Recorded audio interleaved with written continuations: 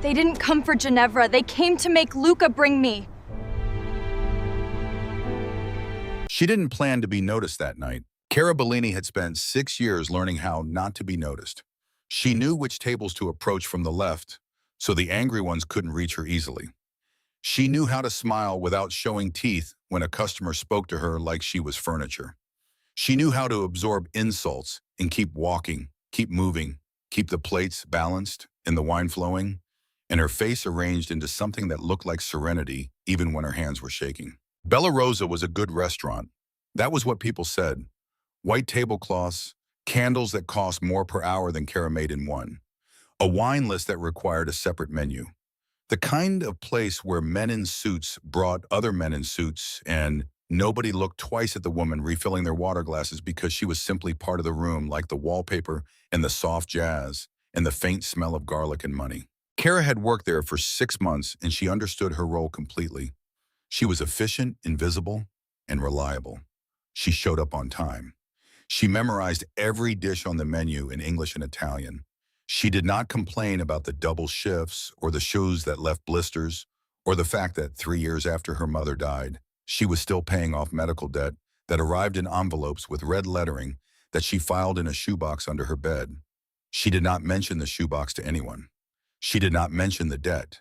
She did not mention her mother because mentioning her mother still required a kind of bracing that she had not mastered and was not sure she would. She was 26 years old and she was tired in a way that had nothing to do with sleep. That particular Friday evening started like every other. The reservation book was full. The kitchen was running hot. Rosa, who worked the station beside Cara and had been there long enough to develop opinions about every regular customer, handed her a fresh apron and said nothing, which meant things were already complicated. The trouble arrived at table 11. His name was Mr. Hargrove. Cara had served him before. He was 71 years old, a retired school teacher from Brooklyn, who came in once a month, always ordered the same pasta, always left a tip that was twice what it needed to be, and always said thank you. When she set down his plate like he meant it. He had kind eyes and hands that had gone soft with age, and a hearing aid in his left ear that he sometimes forgot to adjust when the restaurant got loud. That night, the restaurant was loud. David Marsh, the floor manager, was a man who had been given a small amount of authority and had decided it was everything. He was 34, broad-shouldered in a way that was more width than strength, and he ran the dining room with the particular cruelty of someone who has never been challenged and has therefore concluded he is unchallengeable. He had been watching Mr. Hargrove struggle with the new digital menu system for 3 minutes before he walked over. Cara saw it happening from across the room. She moved toward the table, but she was too far away.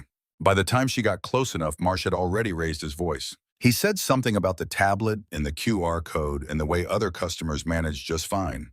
He said it loud enough that the tables nearby went quiet one by one, like candles being snuffed out. Mr. Hargrove's face did something complicated. He was trying to apologize and explain at the same time, his hands moving over the tablet screen, his hearing aid buzzing with feedback from the noise his whole body arranged into an apology for existing in a way that made Cara's jaw tighten. Cara stepped forward. She said calmly that she could take Mr. Hargrove's order the traditional way, that the restaurant had always accommodated that preference, that it was not a problem. Marsh turned to look at her. Then he put his hand on her shoulder and pushed her sideways, not hard enough to leave a mark, hard enough to move her out of the way, hard enough that she had to grab the edge of the service station to stay upright. The wine glass on the edge of the station rocked but did not fall. The room was very quiet. Mr. Hargrove looked at Cara with an expression that was worse than anger. It was embarrassment, the kind that belongs to someone who has been the cause of trouble when all they wanted was a quiet dinner and a familiar plate of food, and perhaps someone to say good evening to them like they were worth the greeting. Cara straightened. She did not rub her shoulder. She did not look at Marsh. She picked up her notepad and she pulled a pen from her apron pocket, and she asked Mr. Hargrove in a voice that was steady and clear and carried further than she intended what he would like this evening. The door opened. She did not look up immediately. She heard it the way you hear weather changing, a shift in the air pressure of the room, the way conversations at the nearest tables dipped and then stopped in a sequence that moved from the entrance inward like a stone dropped in water. She finished writing down Mr. Hargrove's order pasta, the same as always, extra bread on the side, and she thanked him and turned. 4 men had come in from the cold. They moved differently than other customers. Not rushed, not casual, deliberate in a way that used up the available space around them without seeming to try. The host was already guiding them to the corner booth, the one with sight lines to both entrances, the one that regular customers sometimes requested for the view, and powerful men always requested for different reasons.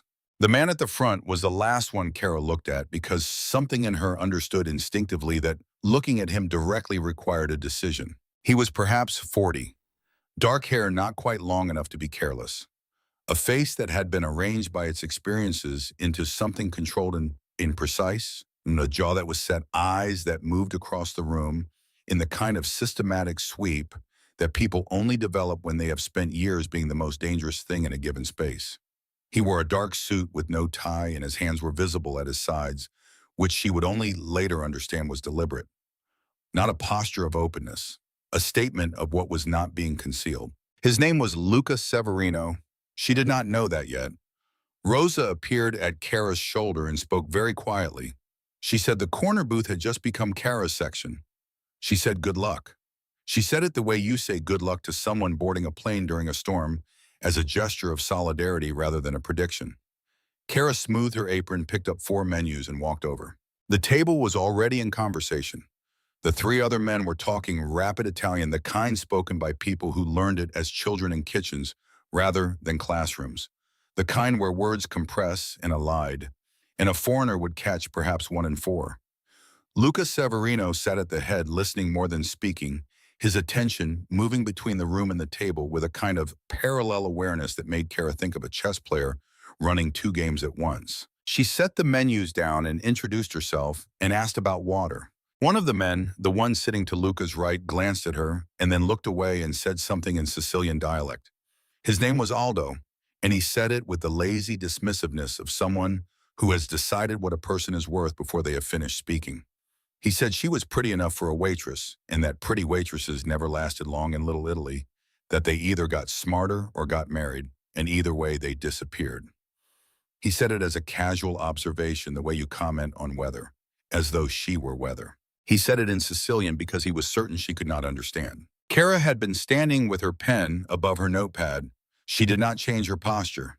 She did not look at Aldo. She kept her eyes on Luca Severino, and she responded in Sicilian, not the textbook Italian-adjacent version that gets spoken at language schools in Manhattan, but the real thing, the guttural compressed vowels and swallowed consonants of a dialect that most people under 50 in Sicily itself no longer speak correctly, the dialect her mother had used every night as she fell asleep every morning over coffee, every Sunday afternoon, in the kitchen of their apartment on Mulberry Street until the apartment got quiet and stayed quiet. She said in Sicilian that she had heard everything he said and that she would still bring him excellent service tonight because that was her job, and that she hoped the evening would be worth his time. The table went silent. Aldo opened his mouth and then closed it. One of the other men actually leaned back in his chair, which was its own kind of comment. Luca Severino set down his water glass. Very slowly, he looked at Kara with an expression that was not surprise exactly. It was something older than surprise, something that arrived in his face the way a door opens in a house that has been closed for a long time, letting in air that carries a smell you recognize before you can name it. He asked in Sicilian where she had learned to speak it that way. She told him her mother was from Palermo, that she had spent summers there as a girl, that her mother had believed very strongly that language was the only thing nobody could ever take from you, and so she had given Kara that language the way other mothers gave jewelry or photographs as something to carry forward into whatever came next. He was quiet for a moment. Then he asked where in Palermo. She told him. Something shifted in his face. Not enough that the other men would have noticed. Just a fraction of a degree, a realignment the way a compass needle moves when it has been turning slowly and then finds a north and stops. He told her in the same dialect that the neighborhood she had described was 3 streets from where he had grown up. He ordered, without looking at the menu, sparkling water, the Barolo. If they had it, the burrata first, then whatever the kitchen was proud of tonight. He said it with the authority of someone who has made 1,000 restaurant decisions and found the menu itself to be mostly theater. Kara wrote it down. She thanked him. She walked back to the service station and her hands were completely steady, and she was not sure why that surprised her. The dinner service continued. She brought their courses. She poured wine without being asked. She answered three more questions from Luca in Sicilian's small things, the origin of a particular olive oil, whether the pasta was made fresh that morning, what she thought of the fish. Each time he switched to the dialect, it felt like a door being opened, a choice being made, and each time she answered in kind, she was aware of making the same choice back. This was not nothing. In the language they were both speaking, nothing was nothing. The other men stopped talking when she approached the table. She noticed that. She noticed also that Aldo had gone careful in a way that people go careful when they have made an error they cannot take back. He drank his wine and said very little, and avoided looking at her directly, which was its own form of apology, though not one she was obligated to accept. Near the end of the meal, Luca asked her one more question. He said, "Do you have somewhere to be after your shift?" She told him she always had somewhere to be. He nodded like that was the correct answer. He pulled a card from the inside pocket of his jacket and placed it at the edge of the table. He did not hand it to her. He left it for her to pick up or leave, which she understood was also a choice and which she appreciated for that reason. She picked it up on her way to clear the next course. On the front it said Luca Severino and a phone number. Nothing else. No title, no company name, no description of what he did or who he was. On the back, written in ink that was still faintly wet, were 7 words. "My mother needs someone like you. Call." She put it in her apron pocket. The check came. He paid in cash. The tip was more than her rent. She stood at the service station holding it, and Rosa came and stood beside her, and neither of them said anything for a moment. Then Rosa said, "Do you know who that is?" Kara said she did not. Rosa told her, "Not everything, but enough." Kara found out about David Marsh on Monday morning when she arrived for her shift, and Rosa told her. She stood at the service station holding her apron and listened to Rosa explain that Marsh had been let go Friday night, that the owner had called him personally, that no reason had been given, but that the envelope of cash left with the check for the entire restaurant's dinner service had apparently contained a note that the owner had read alone and not discussed with anyone. Rosa said she had not read the note. Kara thought about the card in her jacket pocket.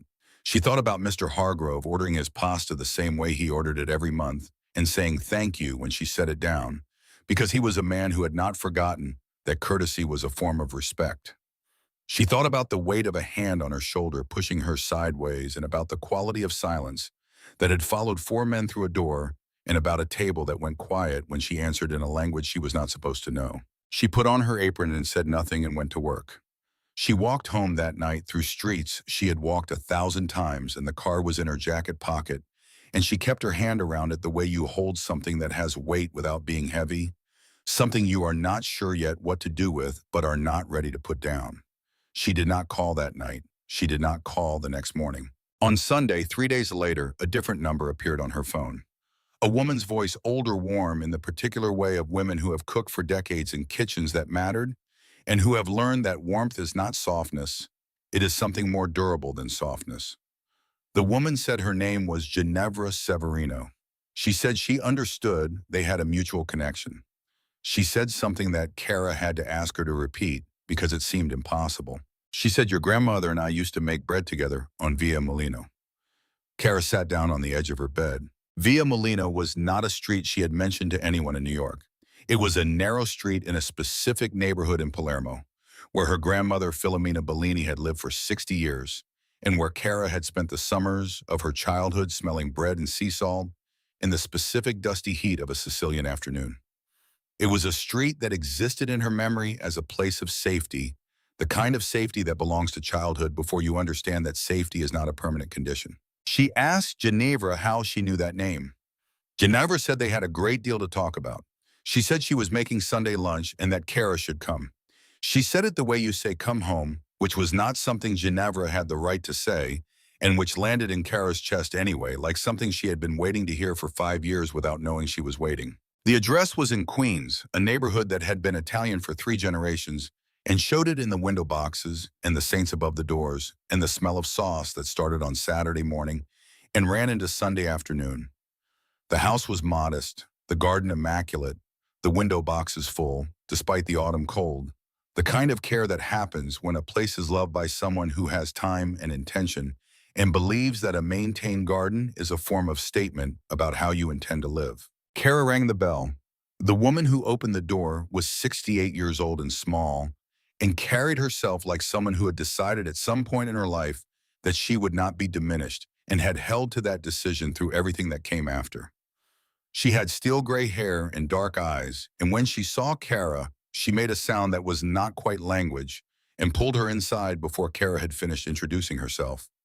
The kitchen smelled like the inside of her grandmother's house. Not similar, the same. The same exact convergence of olive oil and tomato, and something older underneath some mineral note that belonged to a particular way of cooking, learned in a particular place and carried forward by memory and repetition across an ocean and 40 years. Kara stood in the doorway and could not move for a moment. Ginevra was already at the stove talking, her hands moving between a pot and a cutting board without looking the particular efficiency of a woman cooking in her own kitchen who has cooked in that kitchen so many times that her hands know the distances by memory. She talked about the food, about the sauce, about a specific brand of tomatoes that she could only find at one store, and how the owner always held a case for her because they had known each other for 30 years. Then she turned around and looked at Kara properly. She said, "You look like her." Kara asked who. Ginevra set down her spoon.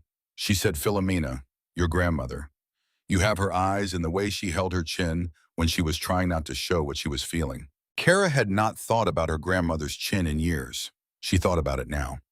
The slightly lifted angle of it, the compressed quality of the jaw, the expression that was not stubbornness exactly, but was in the same family. She had been told she had it herself. She had never known where it came from. She asked how Ginevra knew her grandmother. What followed was not a simple story. It was the kind of story that takes a long time to tell because it is made of decades and because the person telling it is choosing carefully what to include. Understanding that the shape of a story determines what the listener understands, and that the listener, in this case, is someone who will need to understand correctly. Ginevra and Philomena had been neighbors, and then friends, and then something closer than friends, which does not have a clean word in English, in a building on the Lower East Side of Manhattan in the early 1970s. They had been young women together in a city that was going through its own difficult years, and they had helped each other in the way women help each other when nobody else is paying attention. Small things and large things and a few things that could not be spoken about in public. They had lost contact in 1979. Kara asked why. Ginevra was quiet for a moment. She chose her words the way you choose footing on uncertain ground, each step considered before the weight is committed. She said it had been necessary to protect each other, that sometimes the safest thing two people can do for one another is to disappear from each other's lives completely so that no one can use one to find the other. Kara waited. Ginevra said she would explain more in time. She said it was important that Kara know first how much Philomena had meant to her. She said when her son had come home 3 days ago and told her about a young woman who spoke Old Sicilian in a restaurant in Little Italy, she had known immediately. She had known because the only person who still spoke the old dialect the way it was meant to be spoken with that particular vowel and the second syllable of certain words that people from Ballarò used, and no one else was Philomena Bellini, and anyone she had loved enough to teach. She came around the counter and took Kara's face in both hands and looked at her for a long time the way you look at something you have been hoping to see and had convinced yourself you might not. Then she said, "Welcome, Figliola. You are very late, and I am very glad." Kara understood the word. In dialect, it meant little daughter, and it was the exact word her grandmother used, in the exact inflection, and Kara had not heard it in 5 years. And she did not cry. She had gotten very good at not crying, but she stayed inside Ginevra's hands for a moment longer than was necessary, and Ginevra seemed to understand this because she did not move. They made pasta together that afternoon. Their hands moved differently but toward the same understanding, the way musicians from different regions play the same traditional song, each with their own accent, but arriving at the same notes. Ginevra corrected Kara's grip on the rolling pin with 3 words in a demonstration. Kara showed Ginevra her grandmother's technique for cutting the specific angle of the knife, and Ginevra closed her eyes briefly like she was hearing something she had not heard in decades and was allowing herself the full experience of hearing it. Luca arrived an hour into the cooking. He did not knock, which meant he had a key, which meant this house was a place he came when he needed something that could not be found in his own apartment. He stopped in the kitchen doorway and looked at Kara the way a man looks at something he was not expecting and is deciding what to do with the fact that it is there examining it from the inside rather than displaying the examination. Ginevra did not look up from the pot. She said, "Sit down, Luca, and stop hovering." He sat. The three of them ate together at the kitchen table, and the conversation moved between English and Italian and sometimes Sicilian, following the thought rather than the language. And Kara noticed that when Luca spoke the dialect, he became slightly different. The control in his voice loosened by a millimeter, the way a man relaxes a held breath without deciding to the way a place that has become safety produces a different quality of stillness than a place that is merely familiar. After lunch, Ginevra disappeared to the back of the house with a precision that suggested she had been planning to disappear at this exact moment for some time. The dishes were still on the table. Ginevra left dishes on the table, which told Kara she was not expected to clean them up, which told her this was not a test of any kind. Ginevra had simply decided her presence was no longer the most useful thing she could provide. Luca poured more coffee. He said she called you Figliola. Kara said yes. He said she has not called anyone that in 30 years. There was a pause that was not uncomfortable.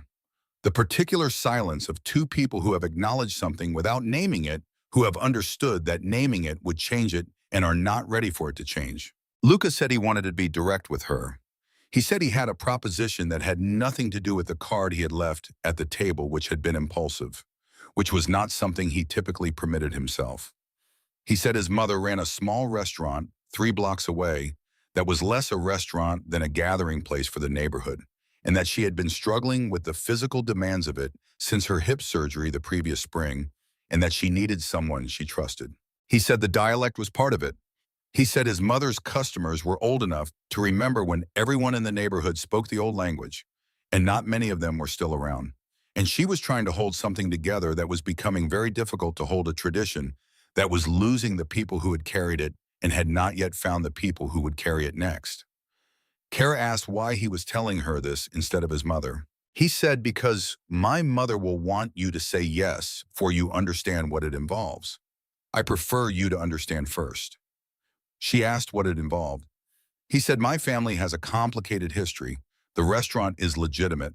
The work is simple, but being around this family is not simple. There are people who mean us harm. There have always been people who mean us harm.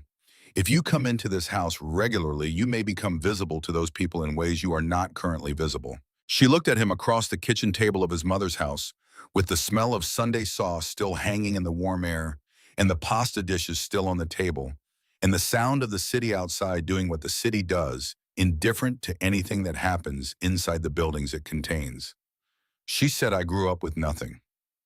I have been visible to dangerous people my whole life.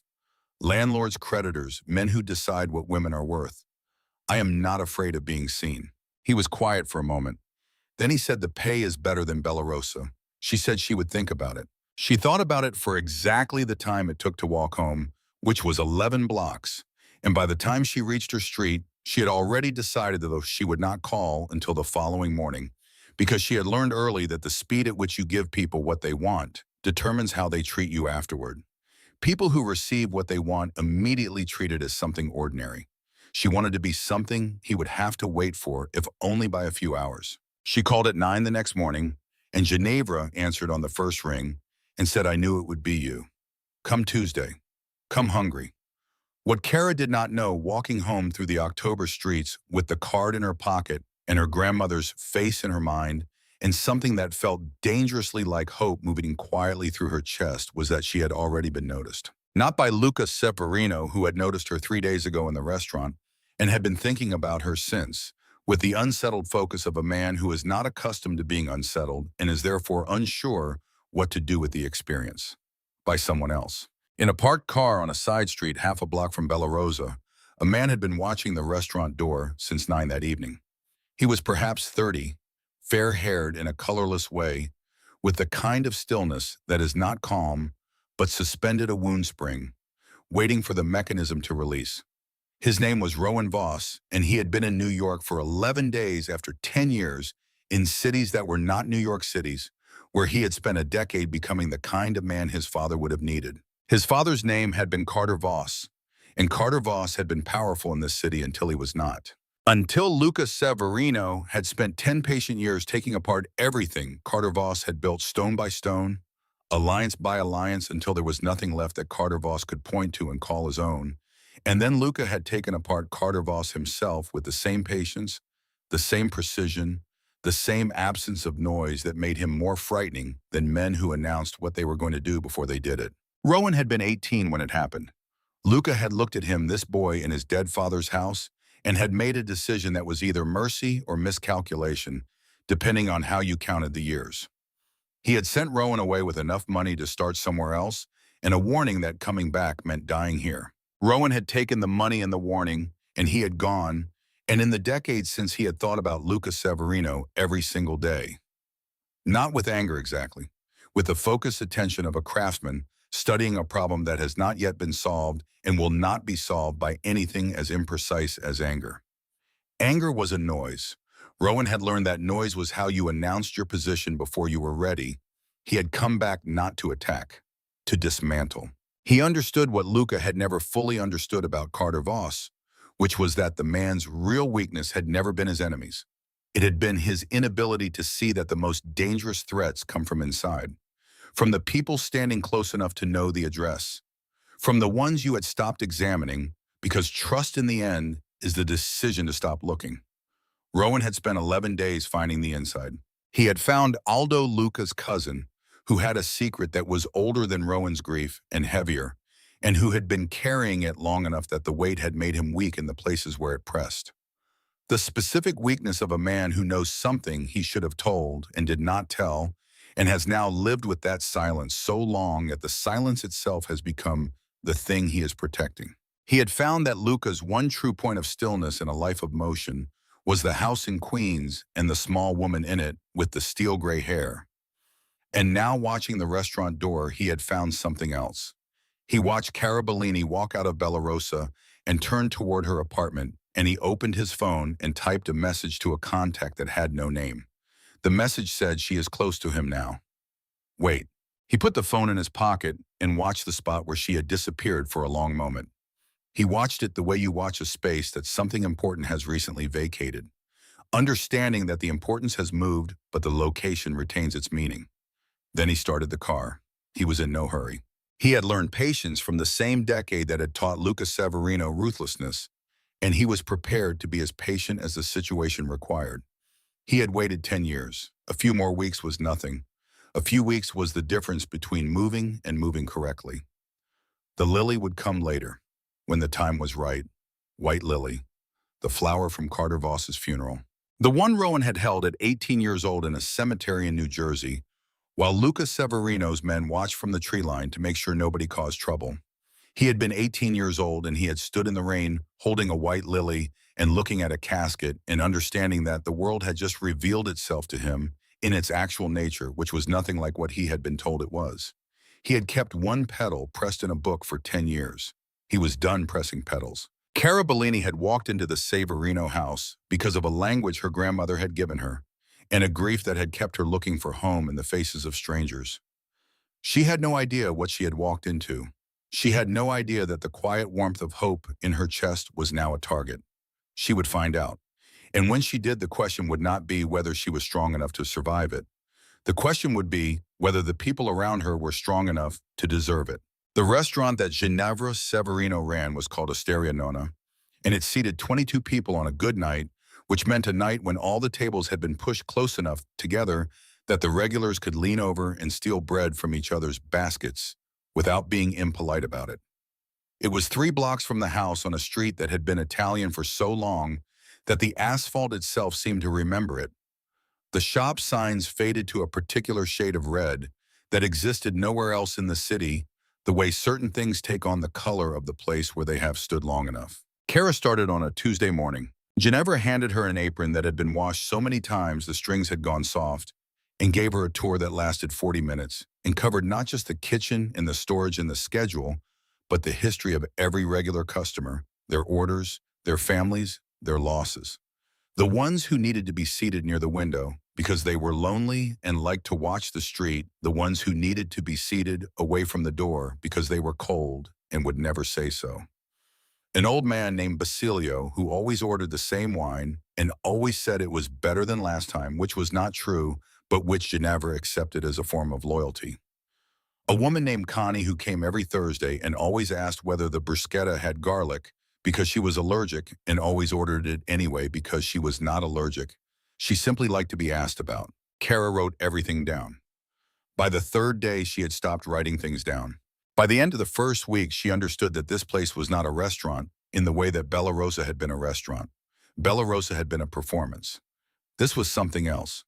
This was a place where old men came to remember what it felt like to be understood, where the food was a medium for something that had no other medium left, where speaking the old dialect over a bowl of pasta was an act of preservation that nobody called preservation because it was just Tuesday. Ginevra watched her work with a quality of attention that was not inspection.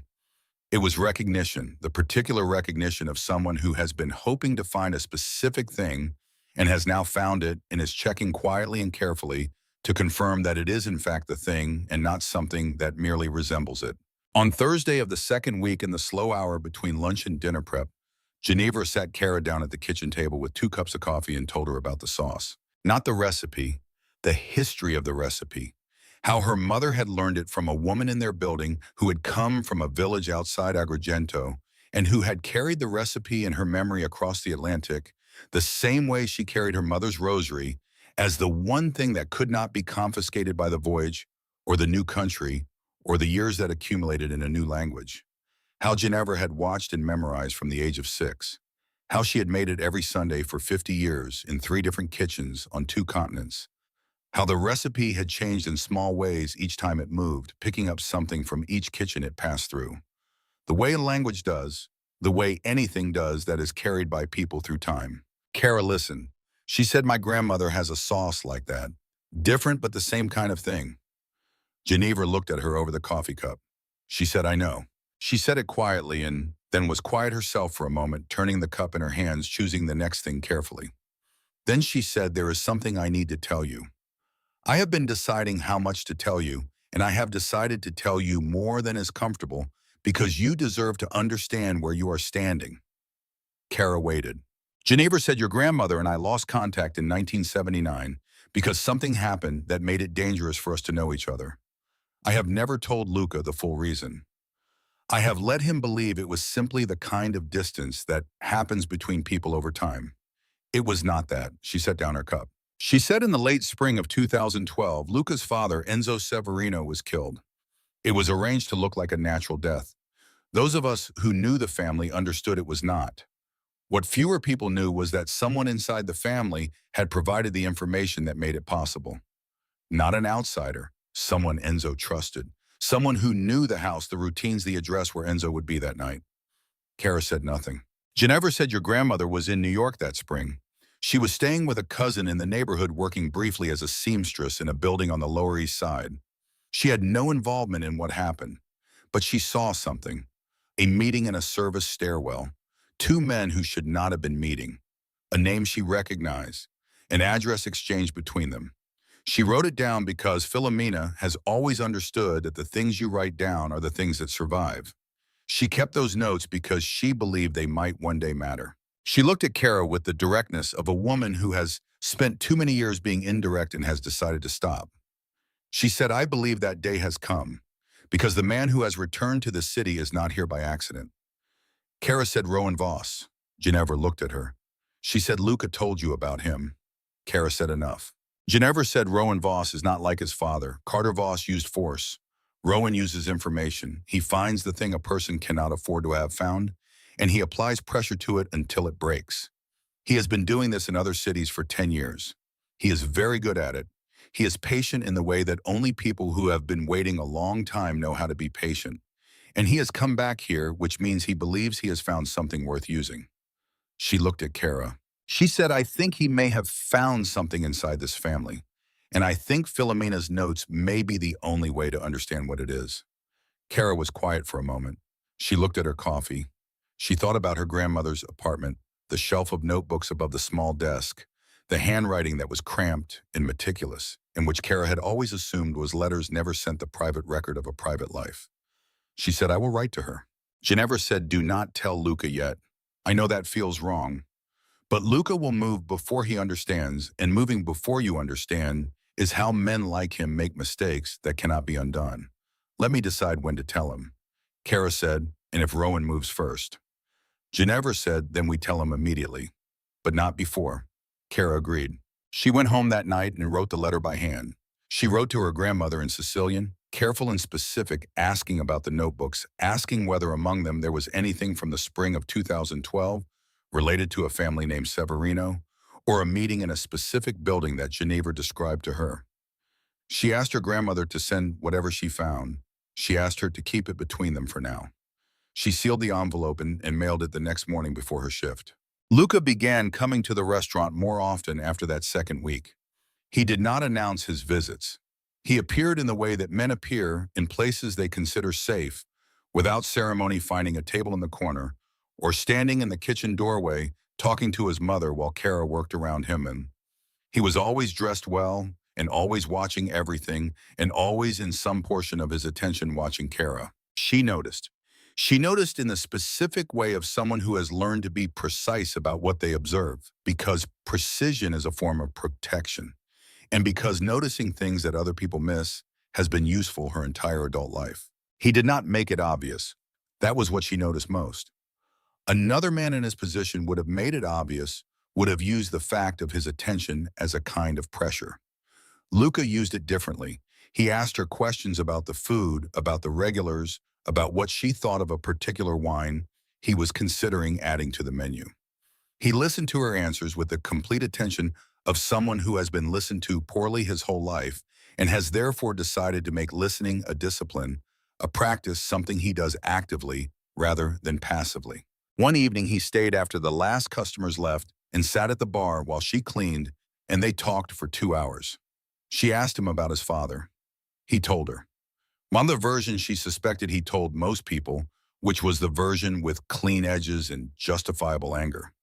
He told her the version with doubt in it, the version where a 28-year-old man inherits an empire he was not prepared for and spends the next decade making decisions that were necessary and terrible, and sometimes both at once, and lives with those decisions in the specific way of someone who cannot undo them, but is trying to understand what they add up to.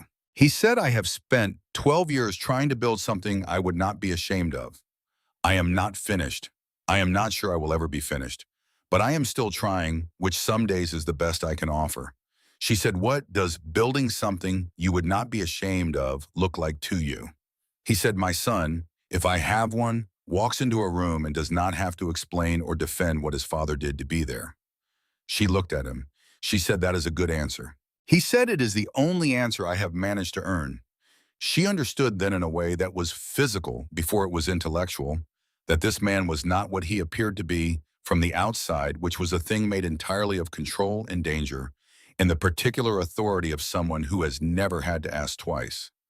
He was a man who had been shaped by grief into something hard and was now late trying to find out if there was anything softer underneath worth preserving. She understood it because she recognized it. She had been doing the same thing for 5 years. The night Rowan Voss came into the restaurant, Kara was alone.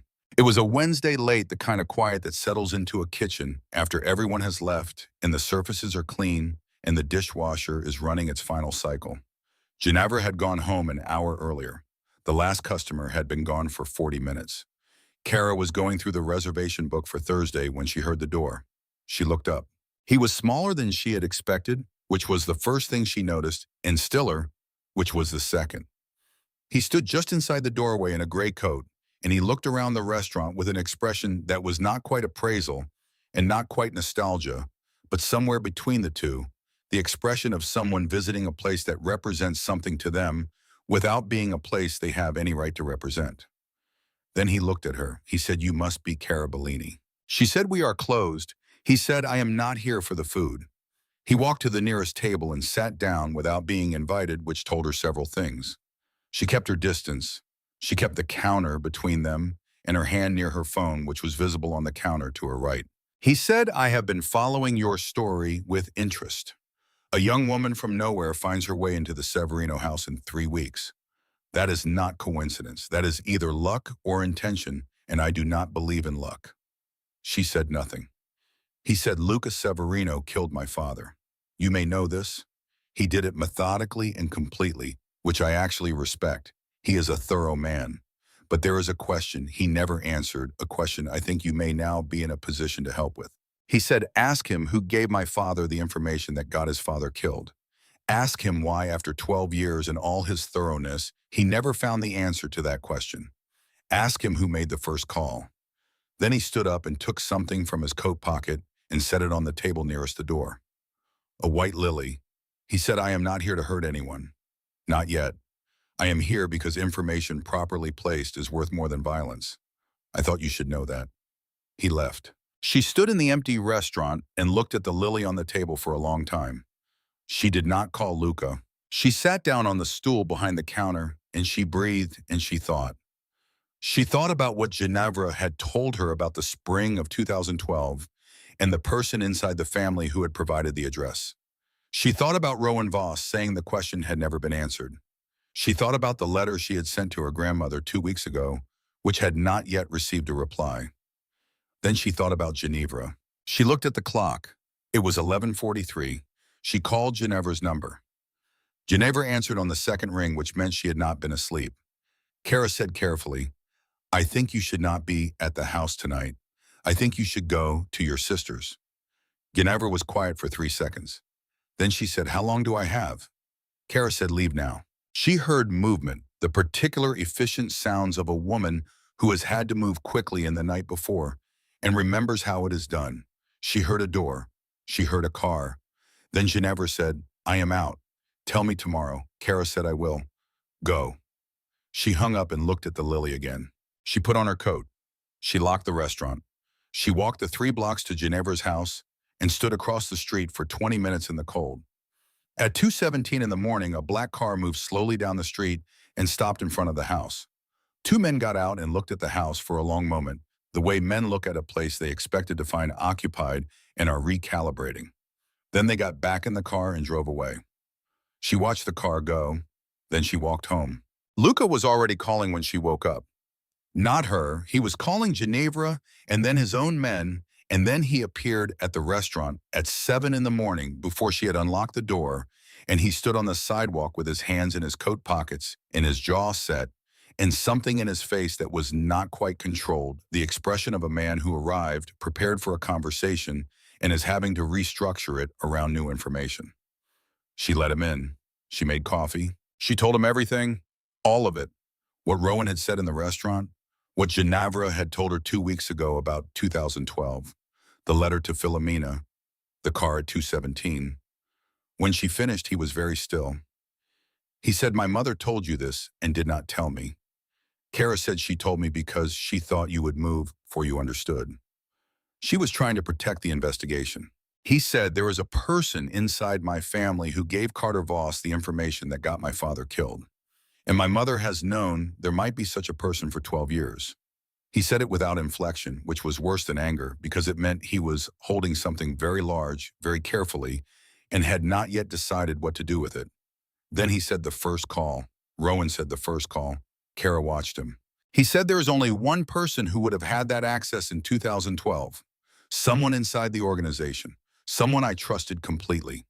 Someone I have not examined because examining him felt like the one thing I could not survive finding. She waited. He did not say the name out loud, but she saw it arrive in his face like a verdict he had been postponing for years, arriving now, not because he had sought it, but because the time for postponing it was over. He said, I need to know what is in Philomena's notes before I do anything. Do you understand what I am saying? I need to know before I move. She said the letter may take another week. He said, then we wait a week. The meeting of the 5 families was something Kara had heard referenced but never seen organized in real time. And watching Luca do it over the course of a single afternoon was like watching a man play an instrument that looked nothing like an instrument. He made phone calls. He sent messages. He consulted with men who arrived and departed from the restaurant with the careful casualness of people who have learned to be invisible in public spaces, who have made an art of occupying rooms without appearing to occupy them. By evening, there was a meeting scheduled for Thursday night. He asked her if she wanted to be there. He asked it the way he asked most things, as a genuine question, without the answer already embedded in it, which she had learned to recognize as unusual, and which she had come to value the way you value anything that is unusual in a good direction. She said yes. He said, "You do not have to speak. You can observe." She said, "I will speak if I need to." The meeting was held in a private room above a restaurant in Carroll Gardens that smelled of old wood and expensive wine, in the particular concentration of men who have been in rooms like this many times and have learned the specific etiquette of such rooms, which is not so different from any other formal etiquette, except that the consequences of getting it wrong are different in kind. 5 men sat at a long table, each of them with 1 or 2 men standing behind them, like topography. Lucas sat at one end. Kara sat beside him, which several of the men registered with expressions they managed to keep brief but not entirely absent. The man across from Kara was named Salvatore Greco. He was perhaps 65 and had the particular authority of someone who has never had to raise his voice because the room has always known to be quiet before he speaks. He looked at Kara with an assessment that was not entirely respectful and said to Luca that he understood the circumstances, but that protocol suggested the conversation should be confined to principles. Kara did not look at Luca. She said in Sicilian, speaking directly to Greco, "You set this protocol yourself at the meeting of November 1987 in this same room which you called to address the murder of a man's wife in her own garden. You said at that meeting that the rule of this council is that civilians do not pay for the conflicts of men, and that any man who brings violence to a woman who has no part in the business has broken the oldest law we carry. You said those words. I know because the man who recorded them that night was a neighbor of my grandmother's, and he told her what was said, and she told me." The room was quiet. Greco looked at her for a long moment. He said, "You speak the old dialect." She said, "I was taught it by someone who believed it mattered. I was taught that the words said in that language carried weight because they were meant to last. I am asking you to honor the weight of your own words. Ginevra Severino is 68 years old and she has never held a weapon in her life. Sending men to her house in the night is not the action of men who honor what you built." Greco was quiet for a long moment, the kind of moment that is not hesitation, but consideration. The deliberate pause of someone deciding how to respond to something that has shifted their position without their permission. Then he said, "She speaks the old tongue and she knows the old law."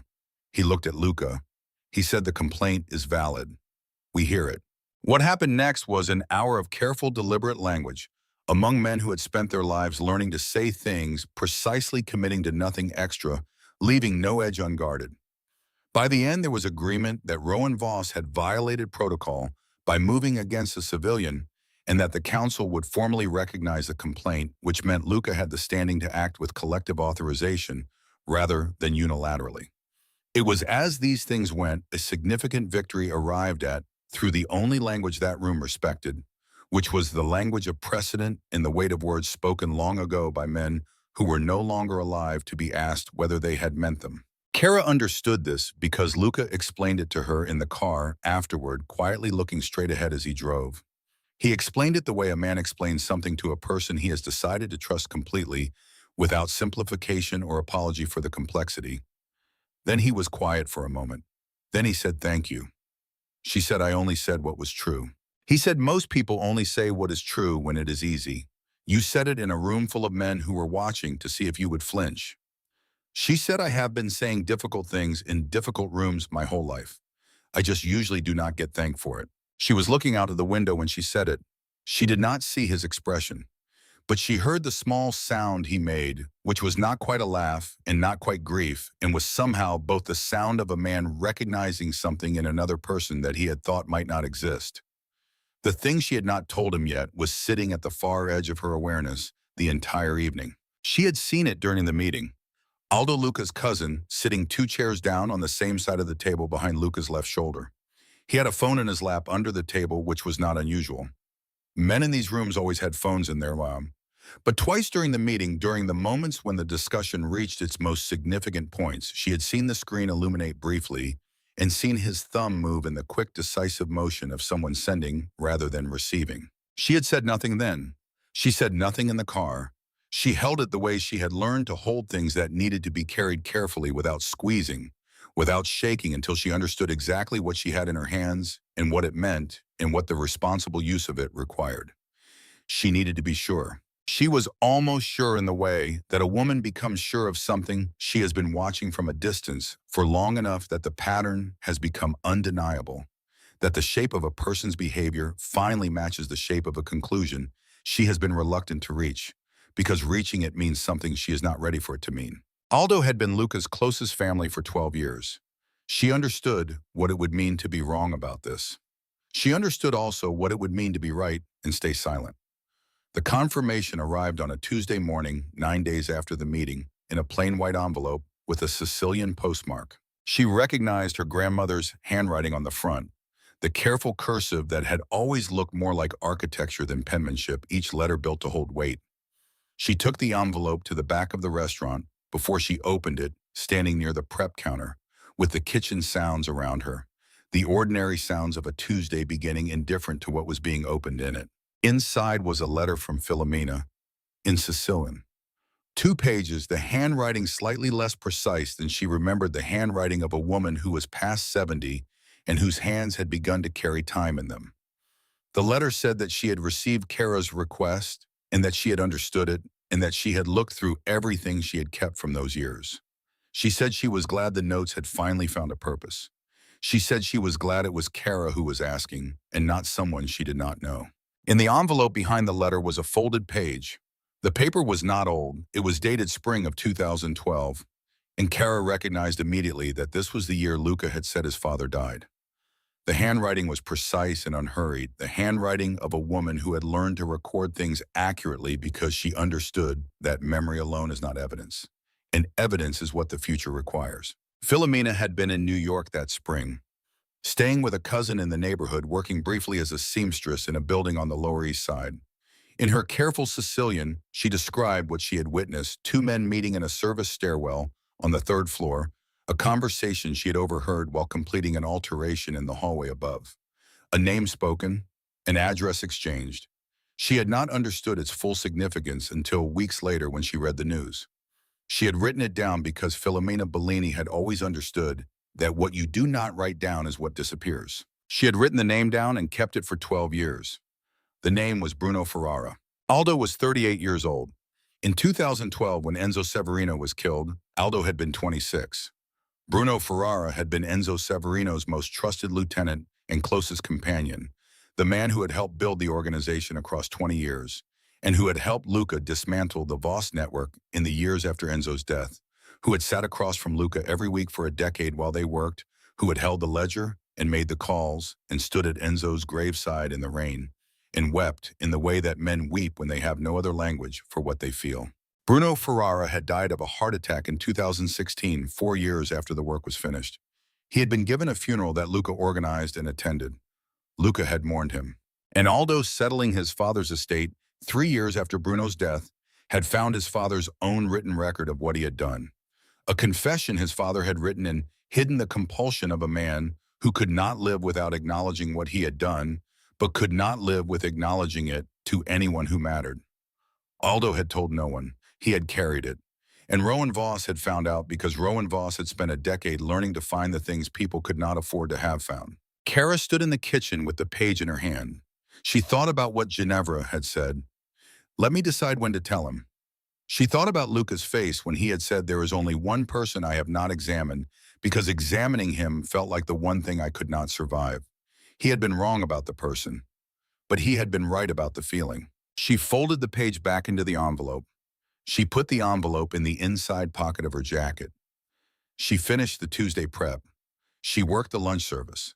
She waited until 2 in the afternoon when Ginevra was resting in the back and the restaurant was empty. Then she called Luca. She said, I need you to come to the restaurant. Just you.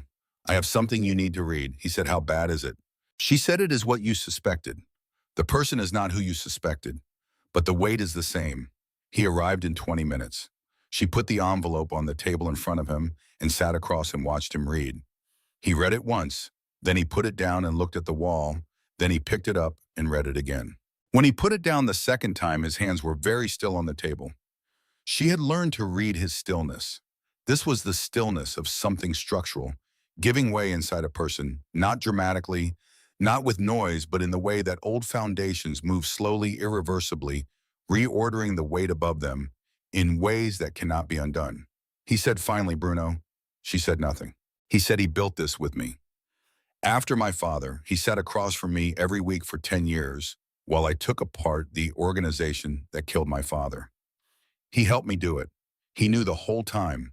He helped me find justice for a murder he had helped arrange. He stopped. He said, "And Aldo." She said Aldo found out 3 years after Bruno died. He found his father's own record of it. Rowan found that Aldo knew and has been using that knowledge as leverage ever since. He was quiet for a long time. She did not try to fill the silence. She let it be what it was. Then he said Aldo was still giving him information. She said yes. He said the phone at the meeting. She said I saw it. I was not completely certain until this arrived. He looked at her. He said, "You saw it and you waited." She said, "I needed to be sure. Moving before you understand is how mistakes get made. Someone told me that once." Something moved through his face that was not quite a smile, but was in the same neighborhood. The expression of a man who has just lost something he cannot name and is finding in the same moment something else that is also true. He said, "What do I do with this?" She said, "You know what to do. You have always known. The question is whether you can do it without becoming the thing you have been trying not to be." He looked at the page on the table. He said, "Aldo is family." She said, "Aldo made a choice. He had years to make a different one.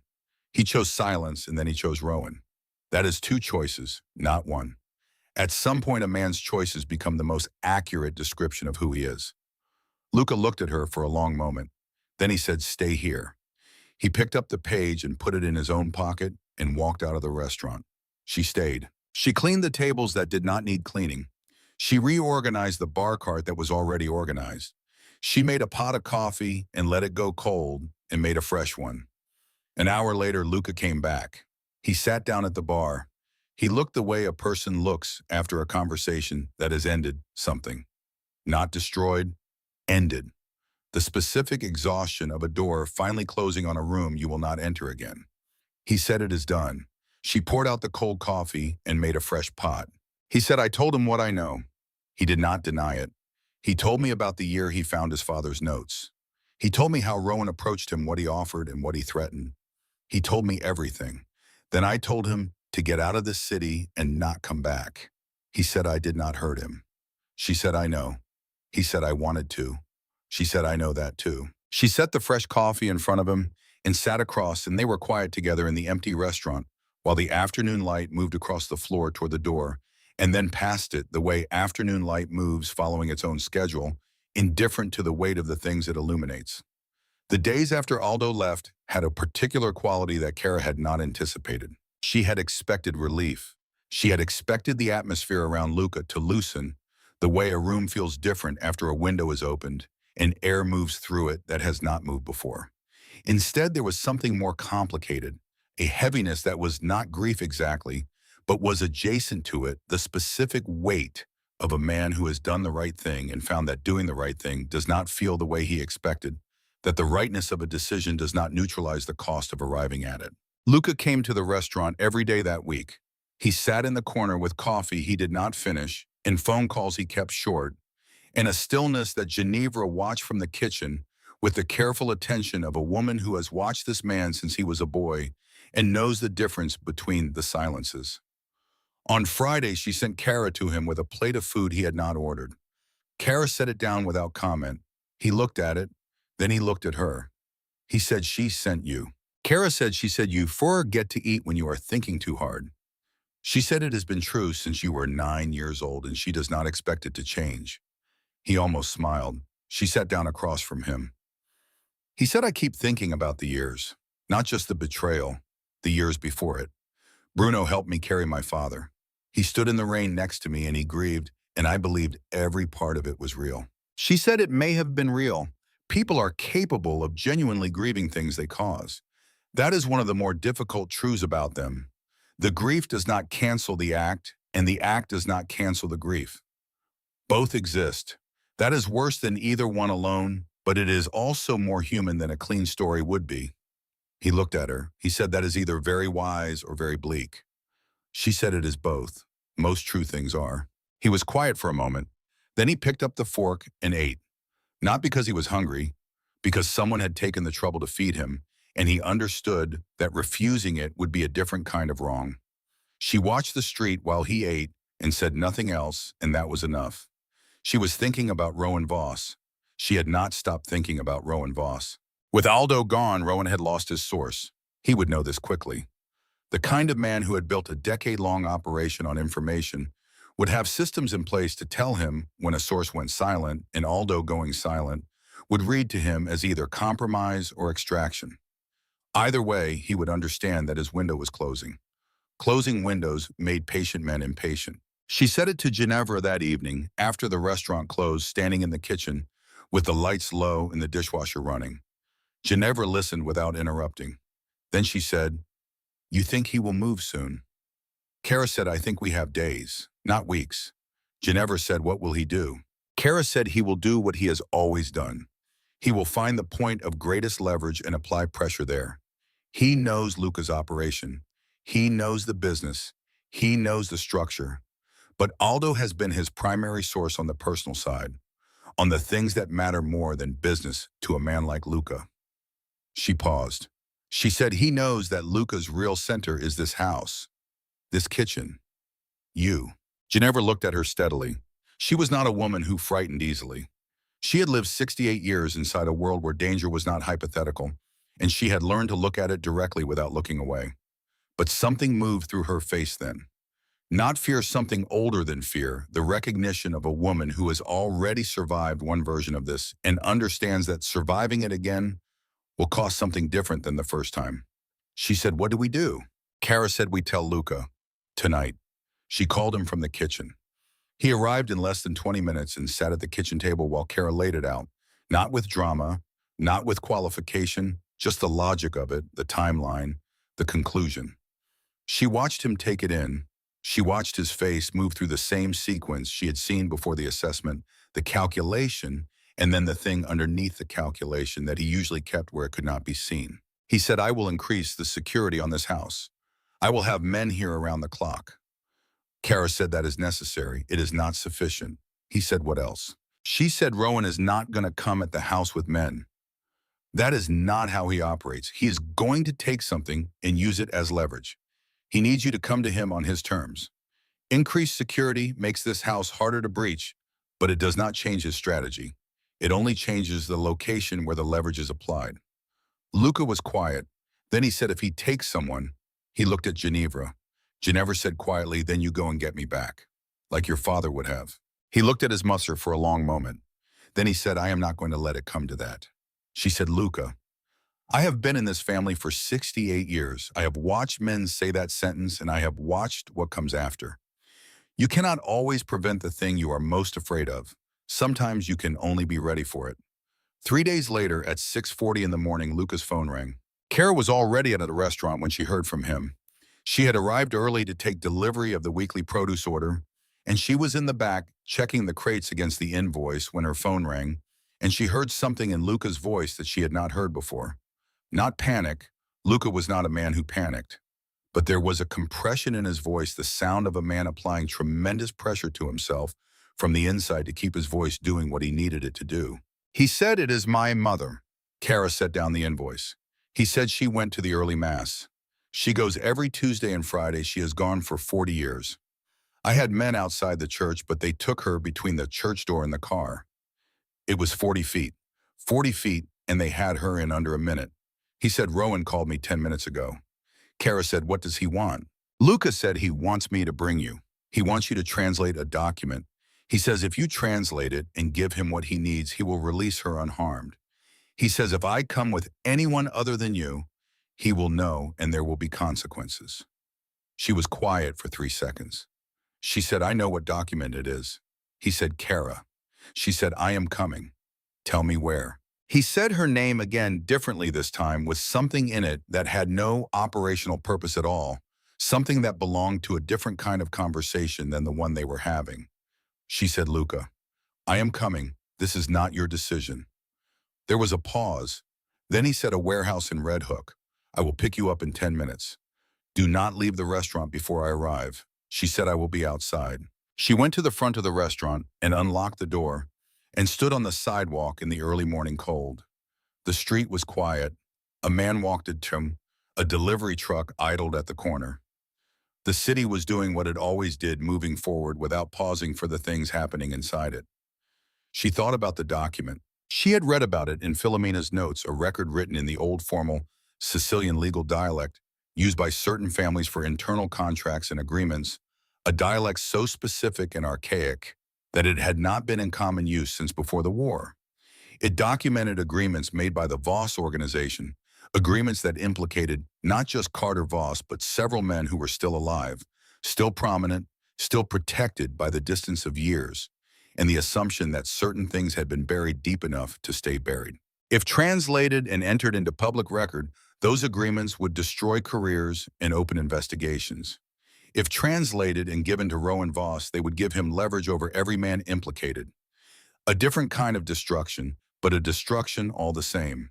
A new empire built from old crimes, the same inheritance Rowan had been told not to claim. Kara understood precisely what she was being asked to do, and precisely what refusing would cost, and she had made her decision between the kitchen and the front door of the restaurant, and she was not uncertain about it. Luca pulled up and she got in. He did not speak for the first several blocks. Then he said, "You understand what he is asking?" She said, "Yes." He said, "And you understand that giving it to him is not an option?" She said, "Yes." He said, "Then why are you coming?" She said, "Because your mother is there, and because I am the only person in this situation who has something Rowan Voss cannot plan around." He said, "What is that?" She said, "I speak the language the document is written in. He needs me to read it. That means I am the only person in that room whose cooperation is genuinely required, which means I am the only person in that room with a real choice." He looked at her briefly and then looked back at the road. He said, "Kara." She said, "Drive." The night before, Ginevra had asked Kara to stay after the restaurant closed. She had made tea and sat across from her at the kitchen table, and after a moment of quiet, she had reached into the pocket of her apron and set a ring on the table between them. She said, "I wore this for 31 years. When Enzo died, I took it off because I could not bear the weight of it. I have been waiting to know who to give it to." Kara looked at the ring, a single stone surrounded by smaller ones in a setting that was old enough to have a quality about it that newer things never quite achieve the quality of something that has been worn long enough to become part of the person wearing it. Ginevra said, "I am not giving it to you. I am giving it to Luca to give to you. There is a difference, a small one, but it matters to me." She picked it up and closed it in her palm and stood. She said, "He will ask you soon. He does not know that I know. He thinks he is surprising me." She smiled in the way of a woman who has never once been surprised by her son. She said, "Say yes quickly." He has been thinking about the question for days, and the waiting is making him difficult to be around. Kara had said nothing in return. She had looked at the closed hand and then at Ginevra's face, and understood that this conversation was not about a ring at all. It was about the passing of something. The kind of passing that requires a witness and a willingness to receive. She had nodded once. Ginevra had nodded back.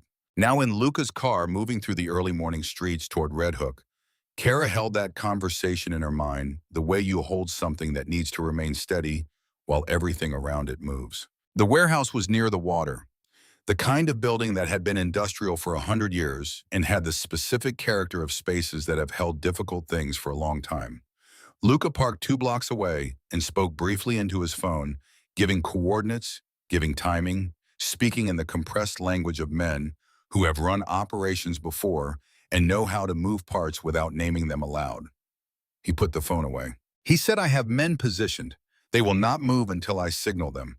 If there is any indication of immediate danger to my mother, they move regardless of signal." She said, "Understood." He said, "I need you to stay close to me when we go in." She said, "I need to be near your mother. That is more important." He said, "Kara." She looked at him. He said, "I need you to understand something before we go in there." She waited. He said, "What I feel for you is not something I can justify given the circumstances or the timeline or any reasonable measurement of what makes sense. I am aware that it does not make sense. I am aware that saying it now in this car before walking into a building where my mother is being held is possibly the worst timing in the history of human communication." She looked at him. He said, but I have spent 12 years making decisions based entirely on calculation, and I have decided that this is one thing I am not going to calculate. So I am telling you before we go in there, because I want you to know it before anything else happens and not after. She was quiet for a moment. She said, I know. He said, you know. She said, I have known for a while. I was waiting for you to figure out how to say it. Something happened in his face that she had not seen before, not the almost smile, something fuller than that, something that arrived and departed quickly but left a trace the way weather leaves. The air changed after it passes through it. Then he said, let us go get my mother. The warehouse had two visible entrances from the street. Luca took her through a side door that someone had already unlocked, which told her he had resources in position that Rowan did not know about. They moved through a dark corridor that smelled of salt water and old concrete and came out into a large open space lit by industrial lights hung from the ceiling. Ginevra was seated in a chair near the center of the space. She was not bound. She was upright, her hands in her lap. Her posture, the posture of a woman who has decided that her dignity is the one thing in the room that belongs entirely to her, and she intends to keep it. When she saw Kara, her eyes moved in a quick assessment, checking for injury, checking for fear-finding. Neither, and something in her face settled. Rowan Voss was standing 10 feet from Ginevra. He had two men with him positioned at the edges of the space. He looked at Luca and then at Kara with the expression of a man who has arranged a situation to his specifications and is watching it arrive on schedule. He said, you came. I was not certain you would bring her. Luca said nothing. Rowan looked at Kara. He said, the document is on the table. I need a full translation. Verbal is sufficient, accurately rendered. When I am satisfied, Signora Severino goes home. He said it with the precise courtesy of a man who has learned that politeness is more unsettling than threat, because it requires the other person to remain civil in response. Kara walked to the table. The document was there 3 pages, the paper old enough to have gone translucent at the folds, the handwriting in the formal Sicilian legal dialect that she had spent weeks in Sicily as a child watching her grandmother read aloud for neighbors too elderly to read it themselves. She looked at it. She understood every word. She stood at the table and she thought about what translation meant. About her mother teaching her that language was the one thing nobody could take from you, which was true and which meant that what you chose to do with it was entirely your own responsibility. She said, before I begin, I want to see Ginevra. I want to speak to her. Rowan gestured permission with the ease of a man who believes he has already won and can afford small concessions. Kara walked to Ginevra and crouched in front of her chair. She looked at the older woman's face. Ginevra looked back at her, steadily cold from the unheated space, but clear present entirely herself, which was the most important thing. Kara leaned forward and put her hand over Ginevra's and spoke very quietly in Sicilian, barely moving her lips the way her grandmother had taught her to speak when a conversation was private and a room was not. She said, when I stand up, move your chair 6 inches to the left. There is a door behind you and to the left. When I give you a signal, I need you to be ready to move toward it quickly. Ginevra's hand turned under hers and squeezed once. Kara stood up. She walked back to the table. She picked up the document and held it at reading height. She read the first 3 lines aloud in English, accurately, deliberately watching Rowan's expression as she did. She watched him lean forward by a fraction. She watched his attention sharpen and fix on the document the way attention fixes when it is receiving exactly what it has been waiting for. She read 4 more lines. Then she stopped. She looked at the document in her hands. She looked at Rowan Voss across the cold space of the warehouse. She said, you spent 10 years for this. He said, I spent 10 years for what it represents. She said, it represents your father. And your father made his choices. This document does not change those choices. It only extends them forward in time. It gives them new ground to damage people who may deserve to be damaged, but not by you, not like this. That is not justice. That is inheritance. The worst kind. Something moved through his face. Not doubt exactly, but the recognition of a person who has heard an argument that reaches something they have not been willing to examine, and who dislikes that feeling with a particular intensity because they have organized years around not having to feel it. She said you were 18 years old when Luca Severino let you leave. You could have used those 10 years to build something that had nothing to do with this room. You chose not to. That choice is yours, but I will not be the instrument of it. Then she tore the document in half. The sound was very loud in the quiet warehouse. Not the tearing itself, which was quick, but what the tearing meant, which filled the space in a way that had nothing to do with volume. Rowan moved. Luca moved faster. The signal had already been given, not a word or a gesture, but the tearing itself, which Luca had told his men to listen for because Kara had told him in the car what she intended to do, and he had been quiet for a long moment, and then said the door to the left of her chair. My men will be at it.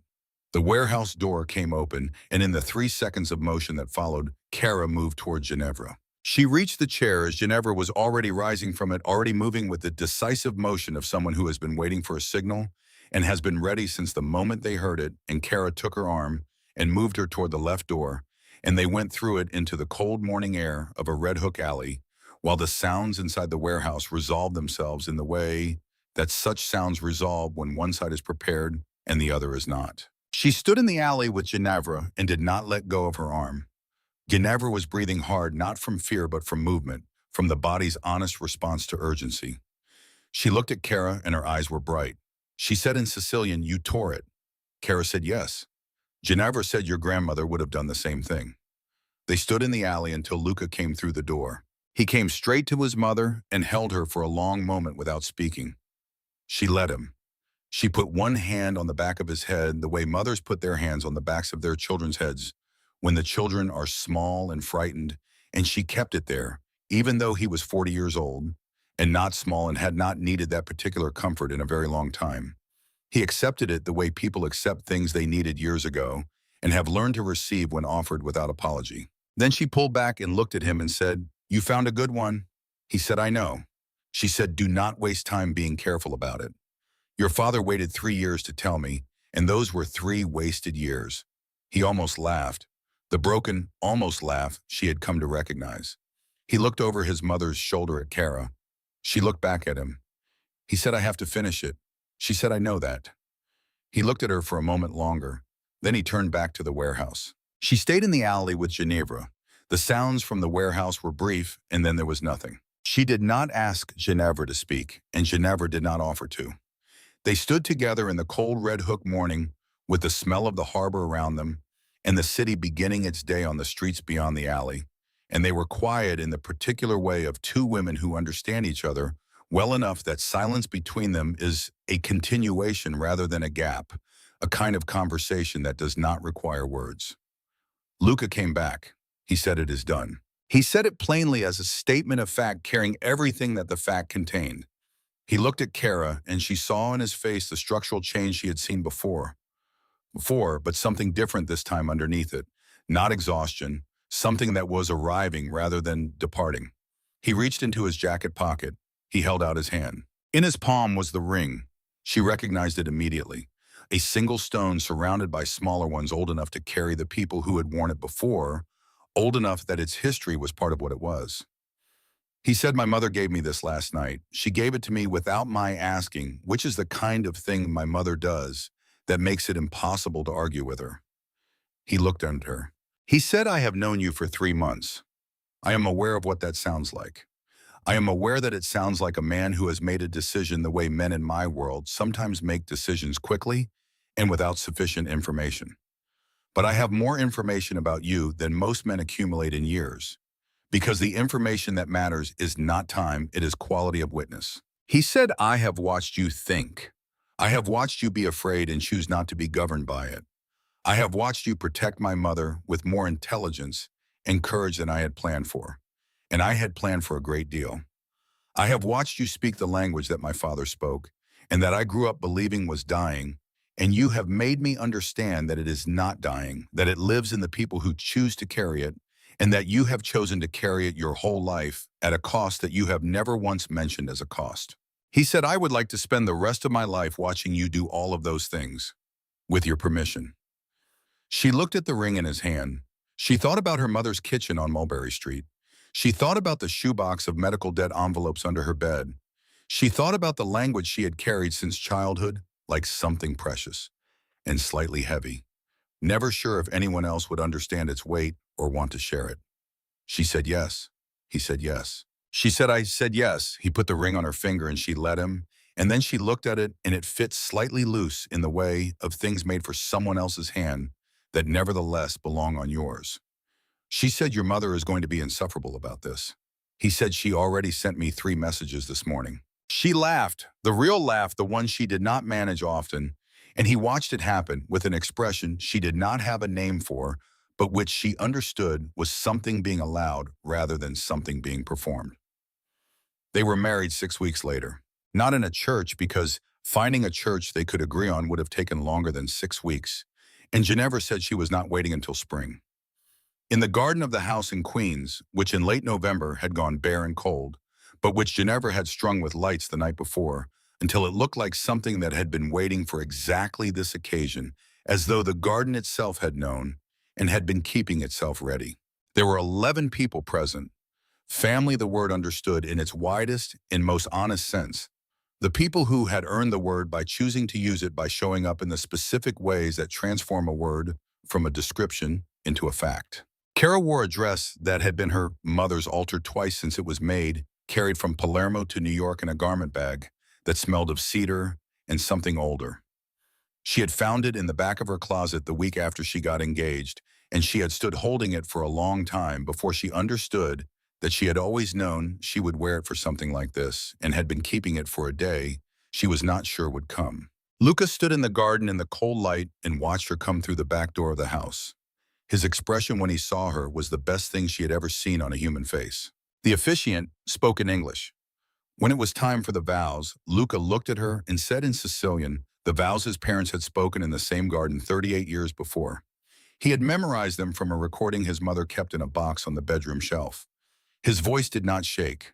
It was the steadiest she had ever heard it, which she understood meant it was costing him the most, that the things we do not allow to shake are the things we are holding most carefully. She responded in the same dialect, in the same words which she had learned from the same recording which Ginevra had played for her 3 times in the kitchen the week before, which meant that without discussing it, they had made the same decision about what kind of promise they were making to each other and what language was capable of holding it. Then there was the sound of a car on the street and footsteps on the side path, and the gate opening, and Ginevra, who had been standing nearest the gate, made a sound that came from somewhere very deep and very old. Filomena Bellini walked through the gate. She was 74 years old, and she had flown from Palermo to New York for the first time in 46 years. She had a coat that was too light for the November cold, and a face that carried its years the way Sicily carries its history without apology, with the particular beauty of things that have been shaped by everything that has happened to them and have not tried to hide the shaping. She walked into the garden and she saw Ginevra and she stopped. They looked at each other across 15 feet of November garden. Nobody spoke. Then Ginevra walked toward her and Filomena walked toward her, and they came together in the middle of the garden and held each other, and the sound Ginevra made was not crying exactly. It was the sound of something that has been held closed for 46 years, finally opening, the sound of a door that has been locked for a very long time, whose key has finally arrived, and Filomena made the same sound back, and they stood like that, while everyone else in the garden became very still and very quiet, because some things are complete in themselves and require only witnesses, and bearing witness to them is the most important thing you can do in the space they occupy. Kara watched her grandmother and felt her mother in the feeling which was the closest she had come to her mother since she died. Not grief but presence, the way the dead are sometimes more present at moments of great joy than at moments of sadness, arriving in the feeling, rather than the absence of it, inhabiting the happiness rather than the loss. Luca was beside her, his hand found hers. He did not say anything. He did not need to. In the weeks that followed, the garden lights came down and the city went into December, and the restaurant filled with the cold weather regulars and the smell of the sauce Ginevra had taught Kara, and which Kara had taught back to Ginevra in a slightly different form, the form her grandmother had passed to her mother, who had passed to her the specific alteration of a recipe that happens when it travels and picks up something from each kitchen. It passes through the way anything does that is carried by people through time. Kara began the class on a Tuesday night. She had arranged it without announcement, a notice in the window of the restaurant, and a card left at the churches in the neighborhood, and a word passed through the regulars, and she had expected perhaps 8 people and had prepared for 12. 23 people arrived. They were old enough, most of them, to have heard the dialect as children. Old enough to have grandparents who spoke it in kitchens that smelled like this one over stoves, like this one in the particular hour of late afternoon when the day's work was done and the language came out because it belonged to that hour and no other. Because some languages are kept for the private hours, the hours when you do not have to be the person the world requires you to be. She stood in front of them and looked at their faces and felt the same thing she had felt the first time she answered Luca in his own language in the restaurant on the night everything began. That the language was not dying, that it was waiting, that it had always been waiting for the people who would choose to carry it forward, and that the choosing was itself the preservation, the act of choosing inseparable from the act of keeping alive. She said in Sicilian, and we will begin with something simple. She said, we will begin with bread. She said, my grandmother taught me that you learn a language the way you learn bread. Not by studying it, by making it, by feeling it change in your hands, by understanding that what you are holding is alive and requires your attention and will become something different depending on what you bring to it. She said the first word we will learn tonight is the word for home. And 23 people in a small restaurant in Little Italy in November leaned forward at the same time, and the room went very quiet in the way that rooms go quiet when something is beginning, when the people in the room have recognized that what is happening has a weight that deserves their attention and have decided to give it. And Cara Bellini, who had spent 6 years learning how not to be noticed, stood in the center of all that attention and spoke. Luca was in the back at the corner table with coffee. He was not drinking. He had come because he had not been able to stay away, which he was learning to accept as a general condition of his life, now one of the permanent conditions, the kind that arrive quietly and stay. He watched her and he thought about a Friday night in autumn when 4 men had walked into a restaurant and a woman had answered in a language he thought he had lost, and something in him had stopped and reoriented around a direction he had not known he was looking for. He thought about his father and about Bruno and about the weight of betrayal and the longer weight of carrying it. He thought about Aldo somewhere in the country living with what he had done, carrying that weight forward into whatever came next. He thought about Rowan Voss and felt nothing which was different from the nothing he had felt after Carter Voss, which had been a nothing made of effort and discipline and the daily decision to close a door. This was a natural nothing, the nothing of a finished thing, the nothing of an account that has been settled. He thought about his mother in the garden holding Filomena Bellini and the sound she had made. He thought about a ring that fit a little loose and how he had thought about having it sized. And Cara had said, do not, said she wanted to feel it move, said she liked knowing it had belonged to someone else first, that it carried that belonging the way good things carry their history, not as weight but as depth.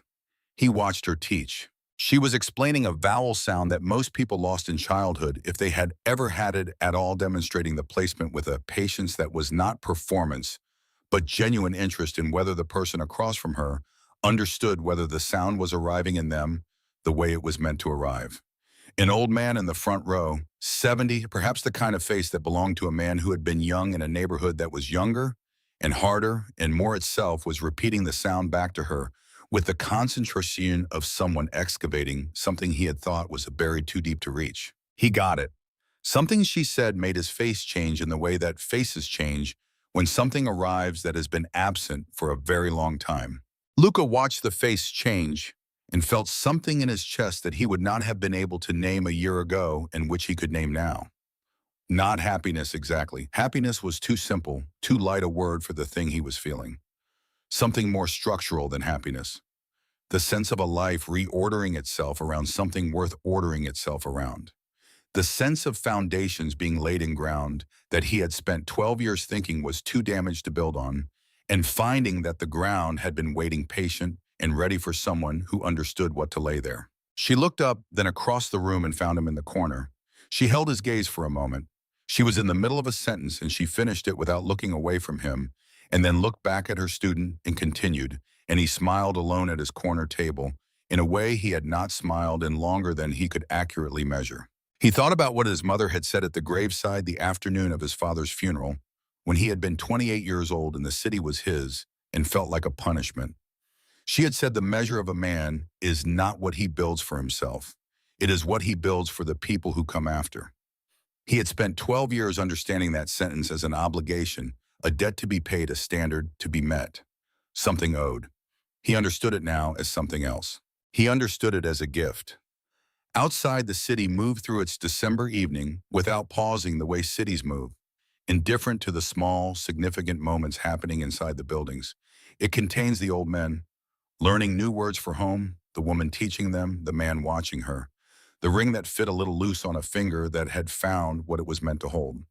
The last word she taught that night was the word for family. She wrote it on the small chalkboard behind her and said it once and then asked the room to say it back. 23 voices said it together. It sounded like something that had been waiting a long time to be said out loud in exactly this room. It sounded like it intended to stay. After class, she stayed to clean up alone the way she always did, moving through the routine of closing with the particular unhurried attention of someone who loves the work they are doing. She stacked the small chalkboard in the corner. She returned the extra chairs to the wall. She turned off the lights in the kitchen one by one. Luca was still at this corner table when she came back out. He had not moved. He had the coffee cup in front of him still untouched, and he was looking at the chalkboard where the words for family was still visible in her handwriting, white against the dark surface holding in the low light of the empty restaurant. She sat down across from him. She said you stayed. He said, I always stay. She said you are going to be at every class, aren't you? He said yes. She said you realize none of those people know who you are. He said, I know. I prefer it that way. She looked at him. This man who had spent 12 years being known by everyone in certain rooms, known in the specific way that people know those they fear, who had built an identity out of being the most recognized presence in any space he entered. Sitting at a corner table in a small restaurant in Little Italy, unknown, unremarkable, drinking coffee. He was not drinking, watching his wife teach old men how to speak the language of their grandparents. She said, is this what you wanted? When you were 28 and you thought about what came next, is this it? He was quiet for a moment. The kind of quiet that is not the absence of an answer, but the arrival of one that is too large to rush. Then he said, I did not know how to want this at 28. I did not have a name for it. I knew what I did not want, which was to end up like my father, and I spent a decade letting that knowledge do the work of wanting. But this. He looked around the empty restaurant at the chairs and the tables and the chalkboard, and the warmth still in the air from 23 people who had been here an hour ago, learning to say the word for home in a language that was theirs and had always been theirs, and which they had been waiting to be given back. He said, this is more than I knew to want. She reached across the table and took his hand. Outside, the city continued its December evening, without them the way it always had, the way it always would. And inside the small restaurant on the street that had been Italian for so long, the asphalt remembered it. Two people sat in the quiet after something important had happened, holding the moment the way you hold something you understand is rare, not squeezing it, not trying to make it last longer than it will last, just present inside it for as long as it is there to be present inside. The chalkboard still held the word. The restaurant still held the warmth. And somewhere in a house 3 blocks away, Ginevra Severino was already planning next Tuesday's menu, because Tuesday was when Kara taught, and when Kara taught, the restaurant needed to smell exactly right, and that required starting the sauce on Monday, and that was simply how things were going to be from now on. Some things once started do not need to be decided again. They just continue.